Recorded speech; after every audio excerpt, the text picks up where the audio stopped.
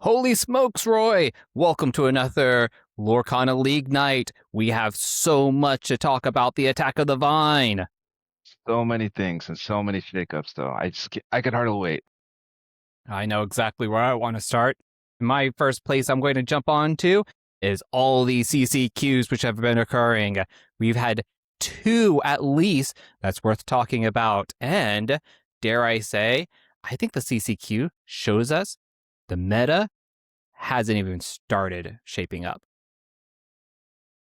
I love this part of post rotation because it's the first slice of the cake. You basically sink your teeth into something 100% completely new and like unsearched, unmetified, and on top of everything else, you get to see all the surprises come up, though. You'll see a lot of predictions come true, and you'll see a lot of other things that actually come untrue, though. So this, to me, is probably the most exciting time of any sort of TCG is when post rotation, first major tournament's out.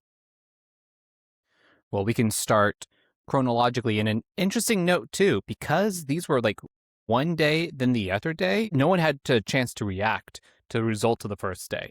Before they had their decks were in, they were ready to play. So these are all native decks, which are kind of brought up to kind of see is this meta worthy. And I think we're after a post dogs world, we would expect maybe some heavier aggro as people are afraid to be particularly spicy or particularly unique with some decks. And I don't think that happened this time around. I think that we got it pretty much what you're expecting. First off, let's go with the first tournament, which was in Palm Beach. This was where was this? This was at in Florida, and what happened was we saw the winning of the beginning of the dominance, in my opinion, of Ruby Amber. Tell me about that. I've been playing this deck constantly throughout this week, and I understand its total dominance. It's got card advantage, it's got board control, and on top of everything else, there's a lot of neat little toys that just click and click and click, though. But the key point here is, though, it is a control deck in essence. You want to keep the board clear as much as possible, but if things get overwhelming, then once it turns to turn 8, everything becomes great. You clear the board, reset everything. And then afterwards, you start playing boost triggers, and if you're lucky enough to have one or two Webby's Diaries out, boom, you start refilling your hand. You start refilling your hand. Like after turn 9 or 10, I see myself on average putting about 5 or 6 cards into my hand and having endless options. Wow, that really makes me want to tech in some item removal with just that thread of that refill from Webby's. Well, I guess the next thing to talk about, second place, was Ember Amber. How much do you know about the Circle of Life? Oh, I know plenty about it, but what is your knowledge on it? My knowledge was when it first came out, everyone said, just one more card we can't play. There was the Hercules card that was kind of meme similarly, where, you play this card and it was significantly less expensive.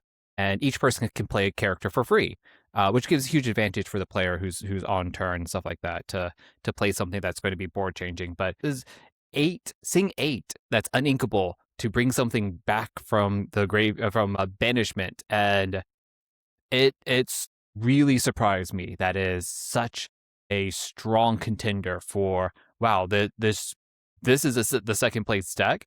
And I know that Amber is kind of what we're seeing is the strongest deck right now.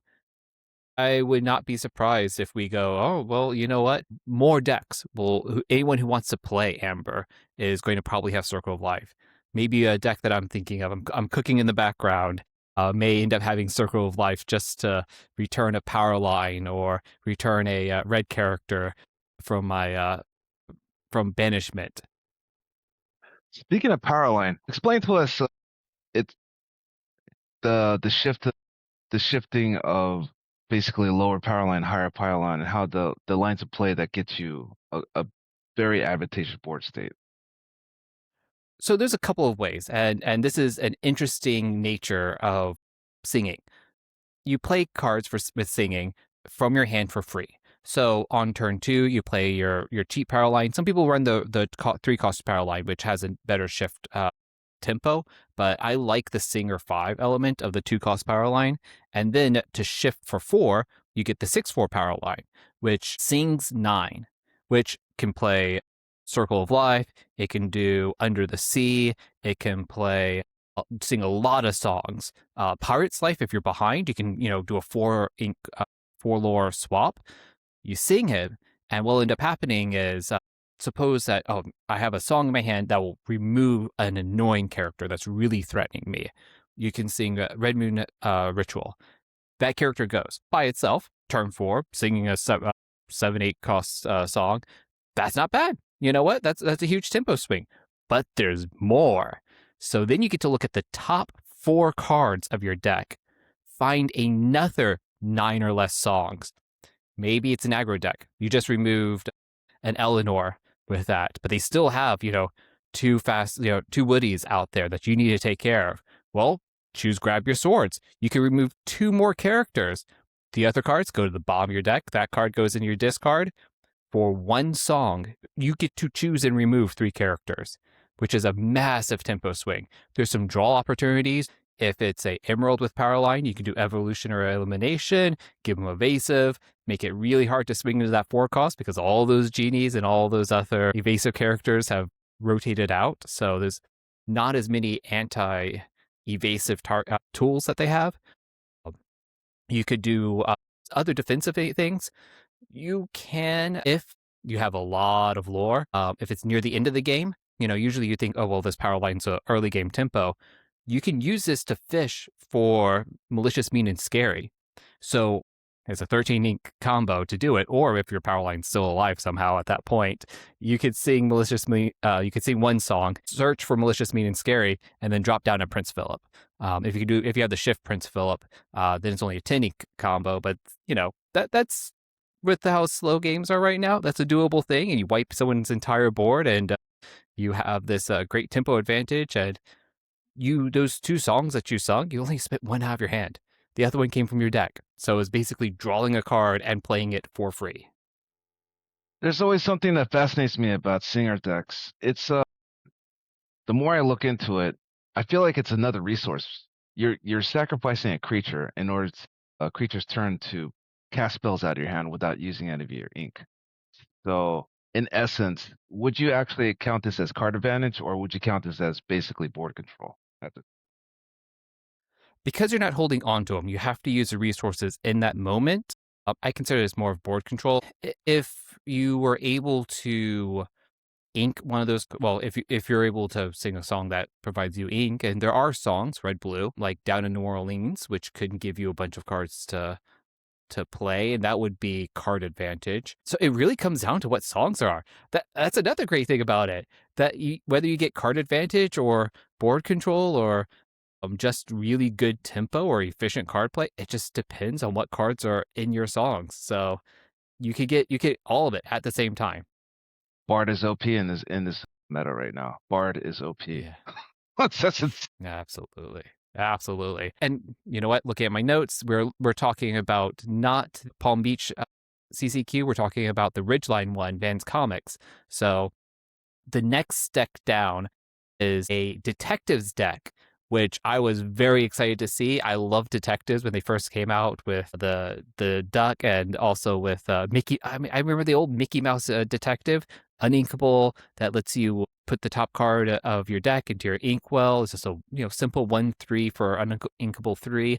Absolutely thought that was a really fun card. It was a core element of a lot of my Blurple decks, but yeah, this is mostly a Darkwing Duck deck, and it's kind of the Angel style of Detectives, where you're playing stuff and you're plinking things off, and your detectives are able to challenge for an advantage. And as a challenge for an advantage, you get to draw more cards. And if the enemy player is just going to sit there and say, okay, well, I'm only going to turn sideways when I can win. They have Angel, they have Darkwing, they have It Comes from the Night, whatever the Duckwing Duck card is. I'm the terror that flaps in the night. Yes, that's a great name for a card. It's just all that hard removal coming out of Steel, and then blue giving a little bit of ramp and good shift opportunities, and fun detective synergies for them to quest for +1 or do a little do card draw with Judy Hopps. So really, really, really interesting deck. I like the fact that it's back, and it, it's kind of a budget deck. It's under $100 to build.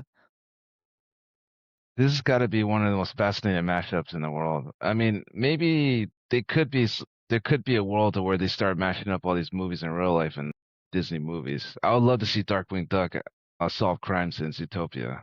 I mean, Oh, Chibi verse. Watch that sometime. It's literally the whole point of that is a matchup, but and all the characters are GB. So, but they don't have Darkwing Duck. That's a good point. We need Darkwing Duck to return. New version of it, just like X-Men 1999 or 90s or whatever. yeah, so that's probably the first example I've seen one of these dual shift cards working out in a perfect theme though. I'm always rooting for theme decks. I always love tribes. I always love having same character types, getting other character types and stacking on top of it and creating like a perfect combo and a perfect storm of just boom, boom, boom, quest, quest, quest, and then it's over. Oh, I remove that.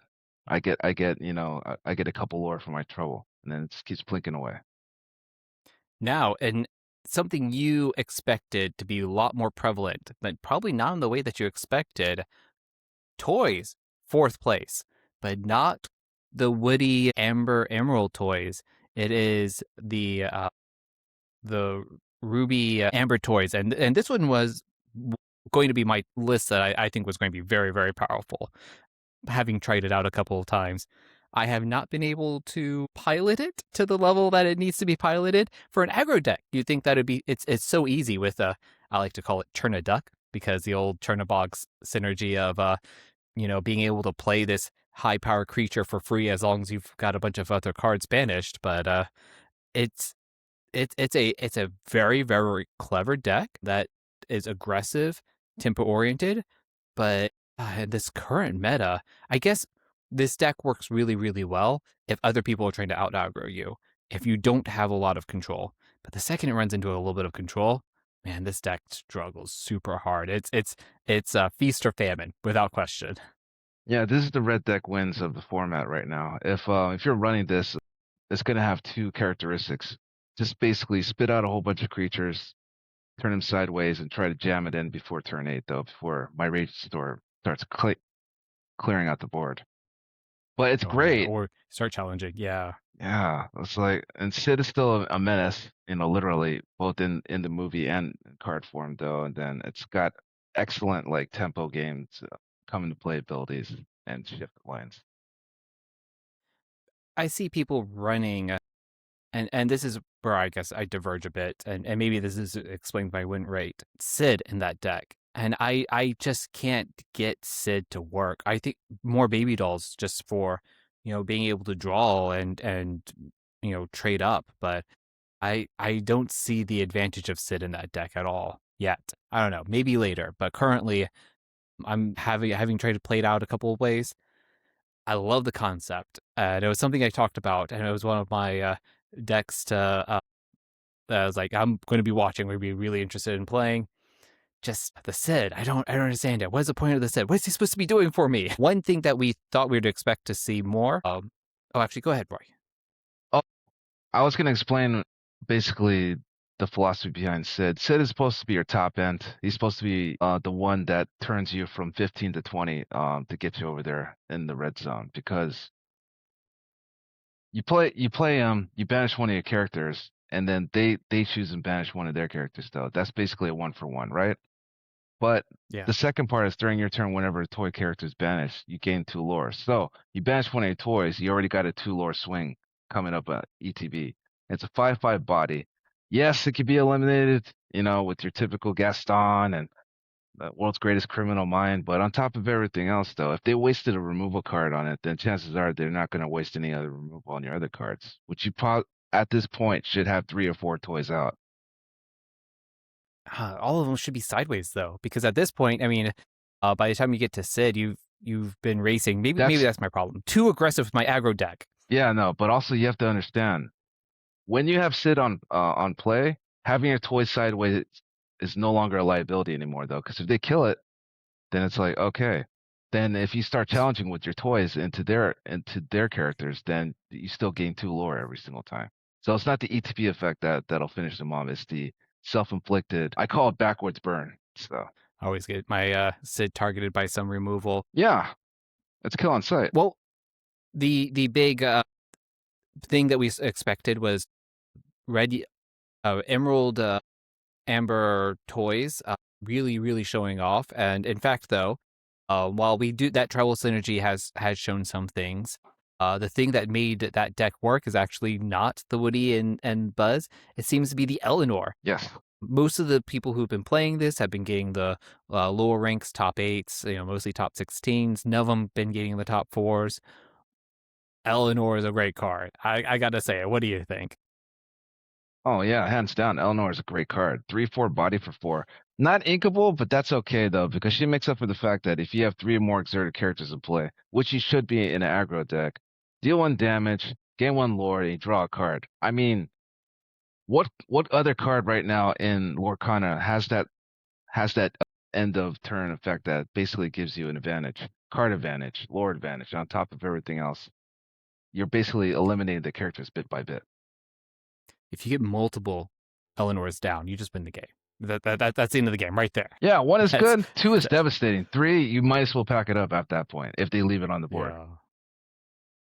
Well, back to the tournament that I was meant to talk about originally, Palm Beach. Yeah. So yes, red yellow boosties, which we've already talked about a little bit. Second place was a mid-range Amber Amethyst deck, which was really really really fun. It's just a good tempo. It has Circle of Life as well. Kind of the top 2 of both sides. There's Circle of Life. It's a good second place deck. Yeah. Crazy expensive deck, 500, which kind of boggles my mind. Have you seen this deck list at all? Do you know anything about it? Amber Amethyst. Okay, that's the songs, right? Yes. I think I've seen it. So the purples for draw. There Okay. is I think there's a Dumbo in there, and I'm sure. I mean, Amber it was big aggressive. It's again mid range, so not quite as fast pace, and just generally like you have the Stitch. It's a bit of a Dale deck because Dale's in there as well. Okay. Some pretty exciting cards all in all.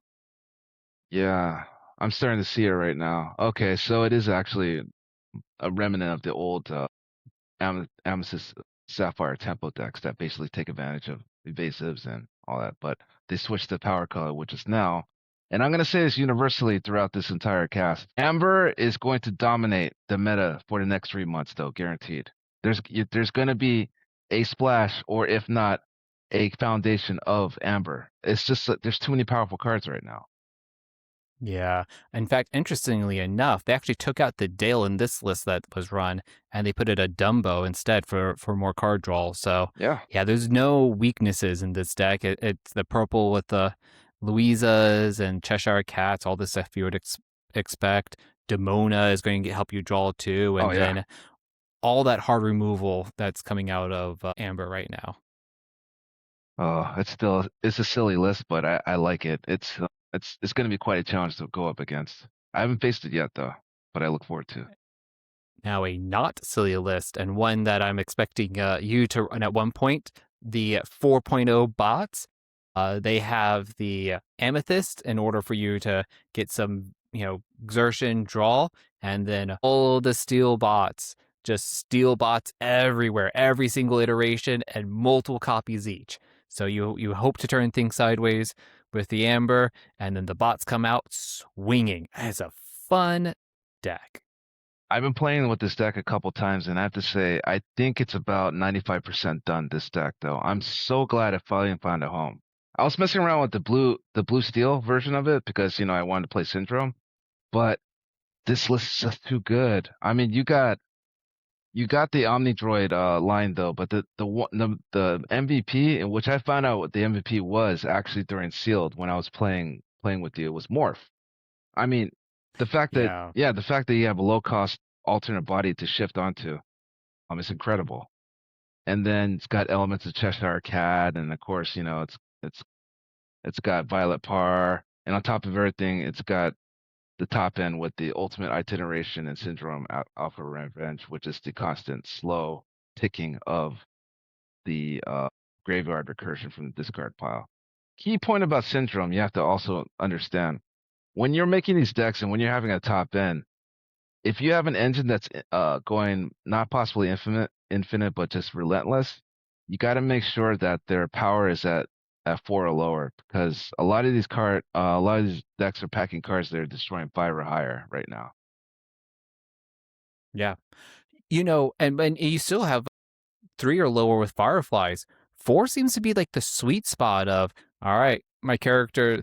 I'm not sure if you've ever played Hearthstone, but that is kind of the meme of Hearthstone, was the bane of anyone who plays Priest is a 4 attack minion, because 5 you have Shadow Word Death, 3 unless you use Shadow Word Pain. So what do you do against something who attacks you with Strength 5 or Strength 4? And this is the exact same thing we're seeing, is the power of, all right, you have Gaston, you have World's Greatest Criminal Mind. Yeah. Both of those to knock out those higher. And then like for the smaller stuff, I've got Fireflies, you have Little Sisu, just to kind of mess around with you. So yeah. I like the fact that the Hearthstone equivalent, Big Game Hunter, is the regulator right now in this meta. It's like it's touching a lot of touchstones of what you've experienced in Hearthstone. No, absolutely. I wonder, I mean, being in Seattle, being on the West Coast, how much the inspiration they've taken from up and down the coast there. Finally, 4th place, again, Detectives, virtually the same, similar list. I think the big card that's coming out of there, of course, is Angel 624. That is just a powerful card, and anyone who wants to have a good, but still have, you're not going to have the big hands that you would expect out of control. That deck does really, really well.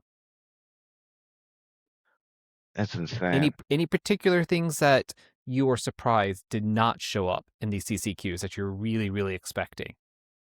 I was expecting a lot more aggro decks, to be perfectly honest.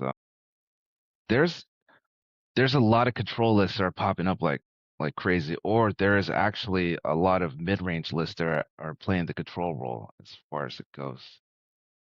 After rotation, you'd think that people would just like, okay, I'm going to get some aggro, get some easy wins as, other people kind of show up in the meta and people realize that, oh, some cards aren't quite as good as they would expect. But no, we're not seeing that people are falling back on particularly their old habits and stuff. They're going on some, really trying to do something innovative with the meta. I like it. I love seeing the variety.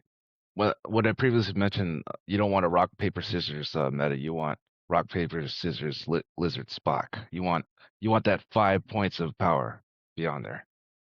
Yeah, no, completely agree. Yeah. Well, I guess another thing that's worth talking about, these decks were not that expensive. Mm-hmm. 200 for the max. And considering right now it is so hard to get booster boxes and stuff like that, there's still price stability.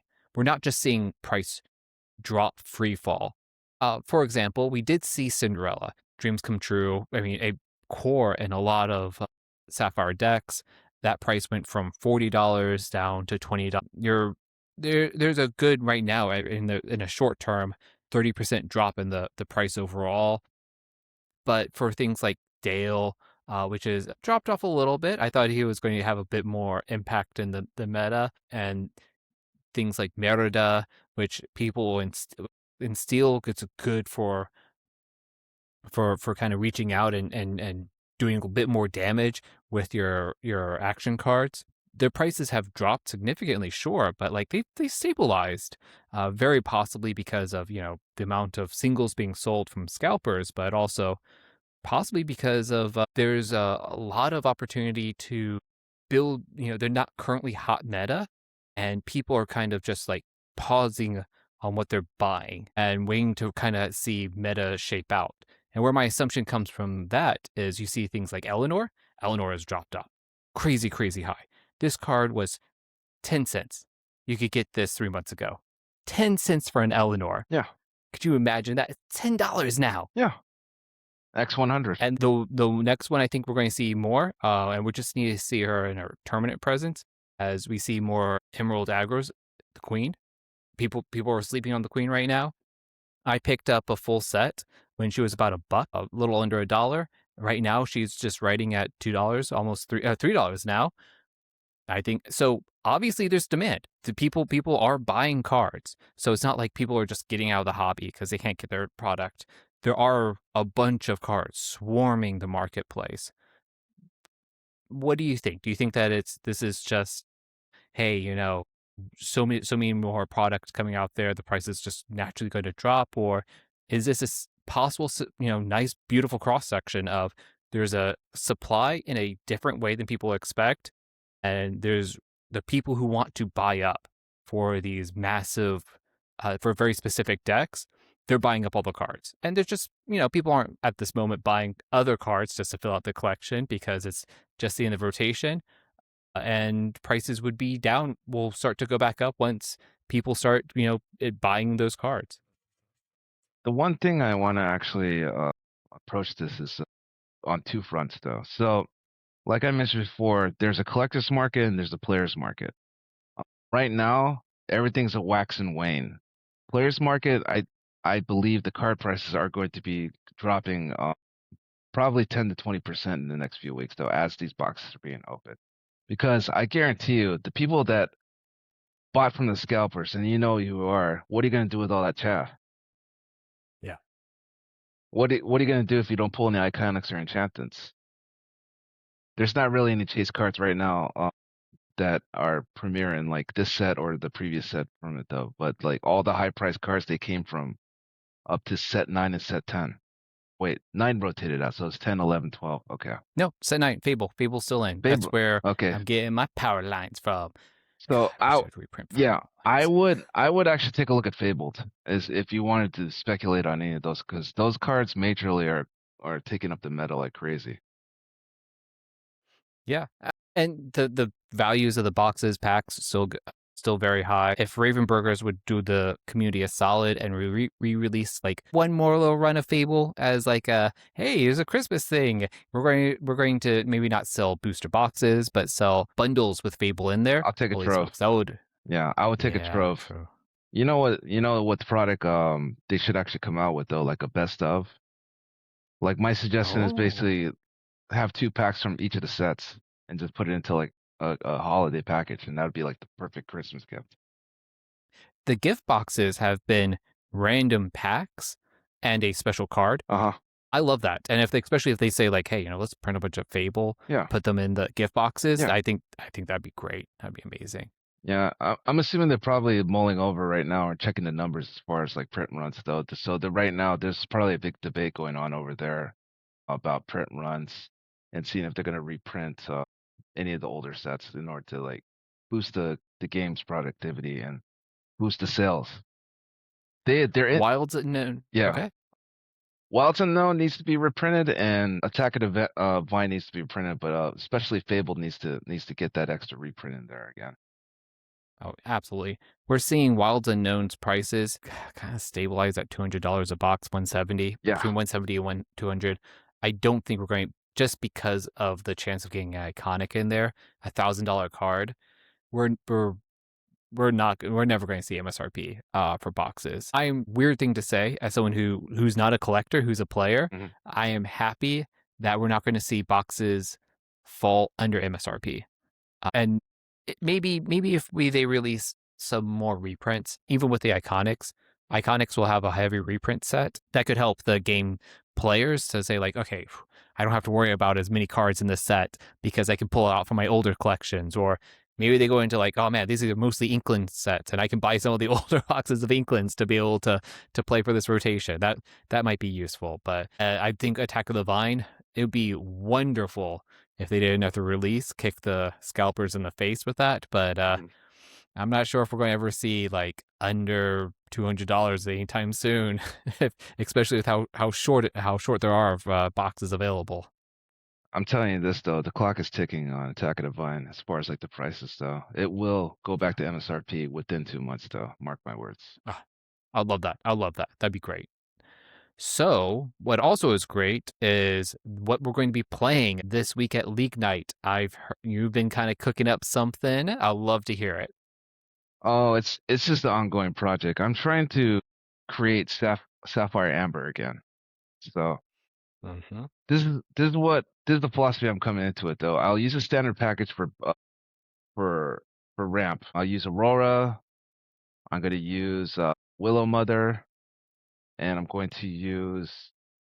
I'm gonna try it out with the piggy bank, but my my mentality with that deck is to run it like a regular control deck though, but I want to get to 4 as quickly as possible. The magic number is 4. I want to cast my Cinderella and start cycling cards in order to basically get all the right cards in focus and just push through with more damage though. The new Hades that came out though actually looks very interesting to me. You can put in the Scuttle, the Hades, and the Merryweather. You have the Ward team, 4, 5, 6. Can't target me, though. I think the Scuttle actually has probably the worst stat distribution of the three of them. Yeah, 4/5. I don't think I'll be running him. What do you think of the of Pluto in this deck? It does something similar to Ham. It does something similar to Mother Willow. You do have to exert him, and he is uninkable, but he gives you some ramp for characters. Eh, I'm not liking Pluto in this deck. I did try it once or twice, but the magic numbers that you need to draw into your 2 drops, that's where the sweet spot is. Those 2 drops will make everything ramp a lot quicker to get your Cinderella out. Because I know people are gonna just kill Cinderella on sight. Oh, absolutely, yeah. Well, how has that? Have you been able to find some new sides to kind of bring back this deck, or you think that maybe it needs a couple more cards in order for this deck to be solid? I want to bring I want to bring up the concept that I call the soft sideboard. So let me explain this to you. As you know, Lorcana doesn't have a sideboard whatsoever though. It doesn't give you the ability though. But And for viewers who are not familiar with Magic, sideboards are where in between rounds you can have a set of cards so you can put into your deck to play with the following round against an opponent. correct. I'm going to use a couple cards to eliminate Ruby Amber. That's my target. That's the only deck that I've seen that actually has given me any issues. So the card that just got printed in Attack of Divine, we've got a lot to do. So that's the Mm-hmm. 3 Yeah. CMC, remove any item or location, and it's inkable. So the key part of a soft sideboard is that a card that you know that is probably going to take care of something that's annoying to you. But in the event that you don't need to eliminate that item or that location that's annoying you, then you could always ink it. The concept of the soft sideboard I've been trying to implement in my other decks as well as the meta adjusts, and you could use the same philosophy when you're playing in your local game stores and seeing the meta. It's like, okay, this is a control meta, then I might have to put in Mowgli or something like that, Man Cup, in order to remove anything, or have them put them in a situation where they're gonna wipe your board. Because I always think on both sides of it. Yeah. Yeah, this time I'm gonna be the board wiper, so I'm going to anticipate a lot of people starting to play hand tate or any sort of resilient combo, which is so nasty. So I'm gonna talk about Ruby Amber one more time because this is the control deck that completely popped up on my radar and it dumbstruck me. I'm like, okay, so we got Ruby Amber, and then I started looking at Sully Abu and Sully. I'm like, oh, I see the combo now. So you put you put Sully out, you get your card from the discard pile. Then you put Sully and Boo on there, and then by the time that'll be like turn 6 or 7, you drop your Inkable, board wipe, grab your cards, and you recast Sully for free, and then you grab your other card, and that rotation starts over and over again, and it doesn't stop. I've yet to see anybody eliminate it. And if I happen to have like a Webby's journal or anything like that, I could restart the boost to card draw and then fill up my hand once again. Wow. Yeah, it's going to be the deck to beat. I wonder. Probably everyone's just going to be teching for items. That might be the weak point for it between the medallion weights and the Webby's diaries. Raging Storm is going to be a problem, though, for people who are going to just try and out aggro it, and then you have all those reckless characters to try and tempo it down. And Ares then lets you quest with your reckless characters. Just I don't see a silver bullet yet for this deck. And at the top end, you have Maleficent. To just for like, hey, I want to do Dragonfire with a body on it. That quest for 2. So yeah, it's going to be a really, really, really good deck. I'm very curious to see how it's going to, how people are going to be able to react to do something against it. My Melissa, I've, my Melissa has been killed more times than that I could count whatsoever with the Gastons and the Criminal Mind, and I just kept bringing him back with Sully. Yeah, and she comes out, removes something, so it's like, oh yeah, cool, you just removed her. Well, here she comes again. Yep. Yeah, no, it's terrifying. It is. Nothing's safe on a board. Well, I've gone a different direction. Because aggro has not figured out what it needs to do yet. I'm trying to bring in what I call my M&M deck, Mickey Mini. Yeah. And everyone knows that the blue and green M&Ms taste the best, so it's obviously the best deck. The idea is, there's multiple iterations of this deck out there. Very cheap Mickey Minis to put out. I have the Ramp Mickey, and for an aggro deck, I was like, why would you want Ramp in an aggro deck? What's the point of this? The top end actually has some big bodies to it. You got some, Hades that warded Hades that's able to quest and for 2, and of course you have the Mickey Mini Duo.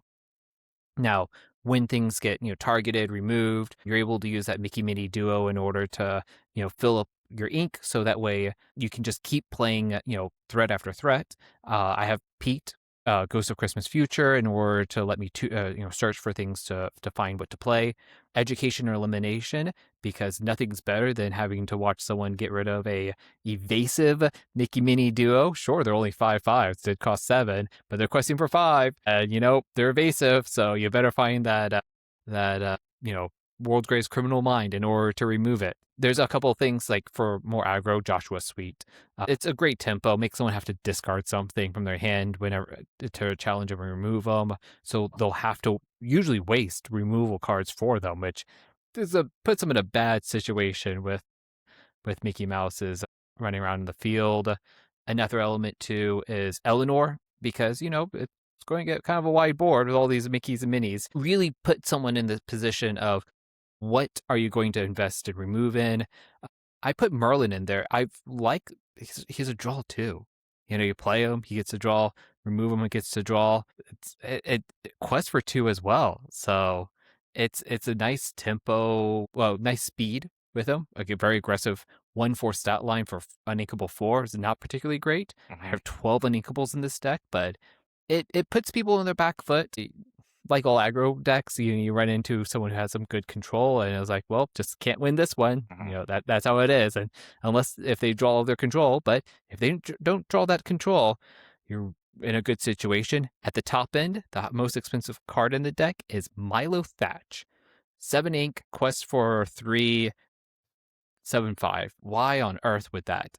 It lets you return Mickey Mouse Doing Adventure if it gets put into your graveyard back into your hand. So gives you one more time. It's like, oh man, I'm only 5 ink short. They'll have to, if you're at 5 ink short, they'll have to remove Milo. I mean, you turn them sideways, you're 2 ink there. That's so easy. And then you follow up with a Mickey Mouse. You have so many heavy hitters. Oh, and also Milo has ward too.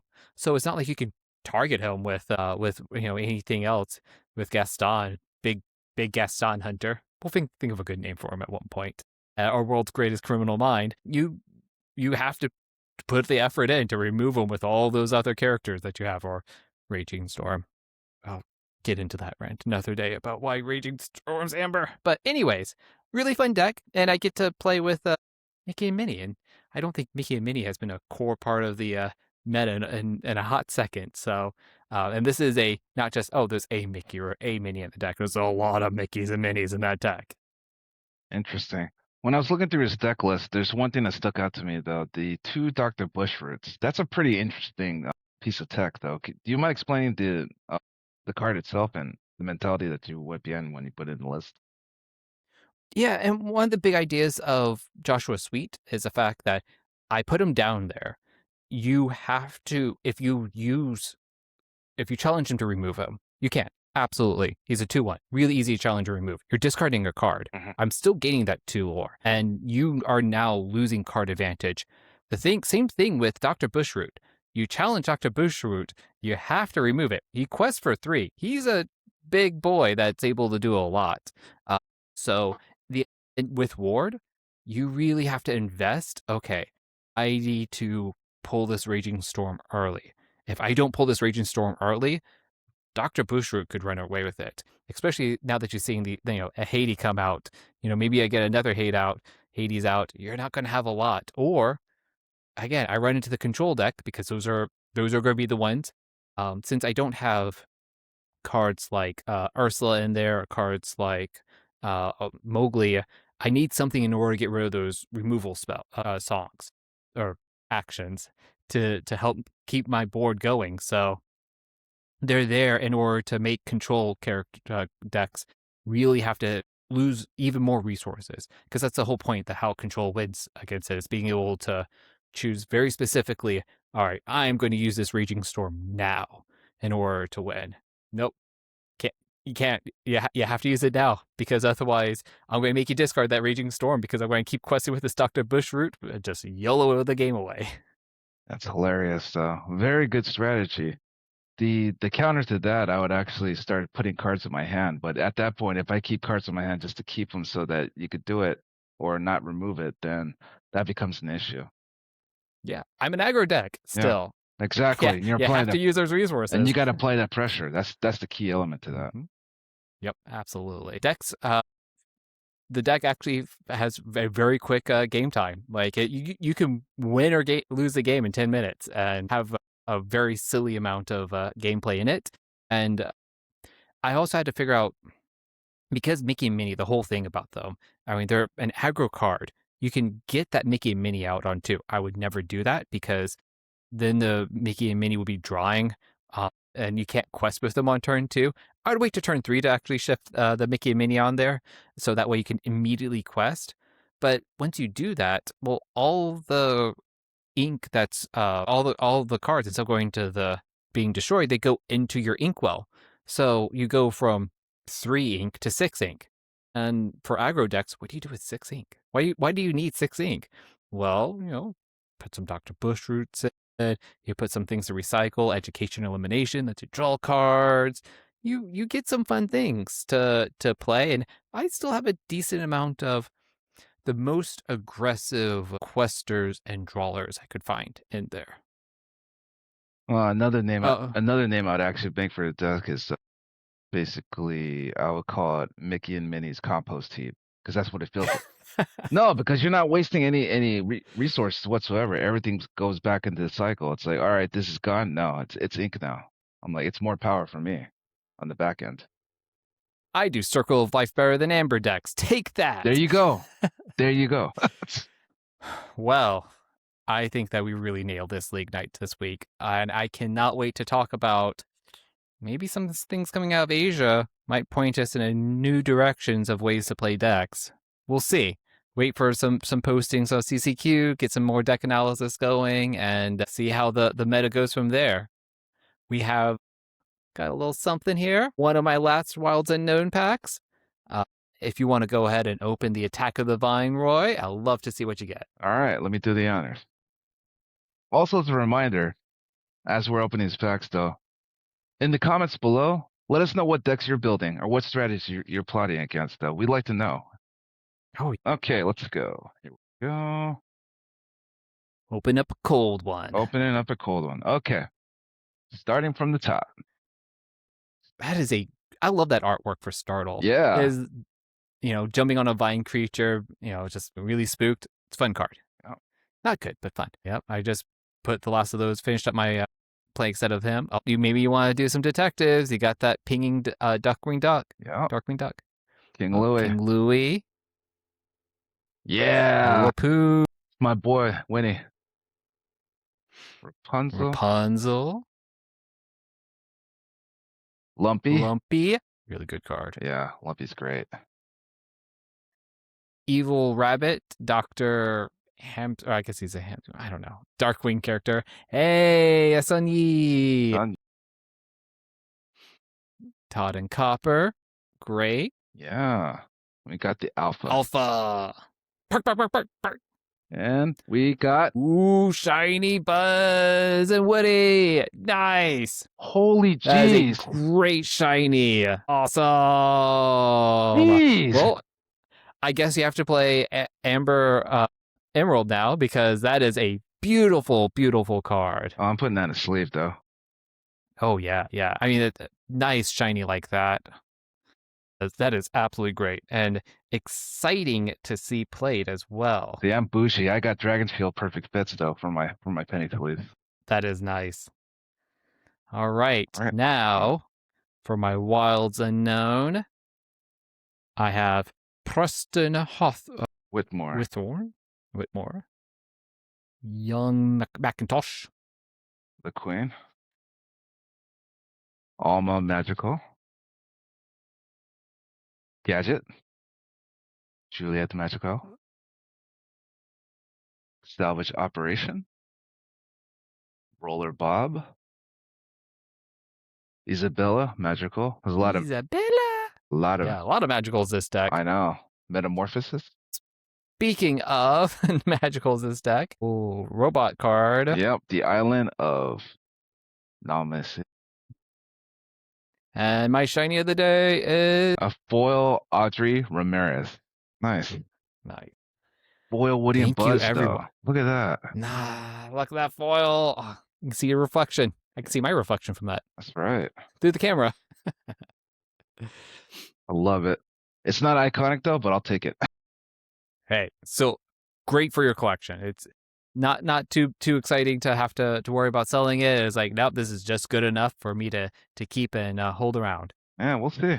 Well, thank you very much, Roy, for helping me this week with League Night. Thank you, Chris, for hosting, though. And to all of our viewers and listeners, please like and subscribe. And let us know, once again, what decks are you looking to build into what meta? Thank you, and good night. Good night.